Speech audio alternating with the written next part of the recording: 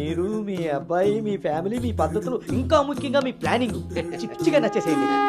ఏమే ఆ టీలో కాస్త తాటి బెల్లం కూడా వట్టి మొహమాటం వెధవ. హా, హా. అంటే అన్నాడు కానీ రింగ్లోకి వచ్చాడు. ఏమండి ఇలా అనుకుంటూ కూర్చుంటే సరిపోదండి, తొందరగా నిర్ణయం తీసుకుని నిశ్చితార్థానికి అది ఏర్పాటు చేసేయాలి. నిశ్చితార్థంలో లేదు. ఆ, ఆ,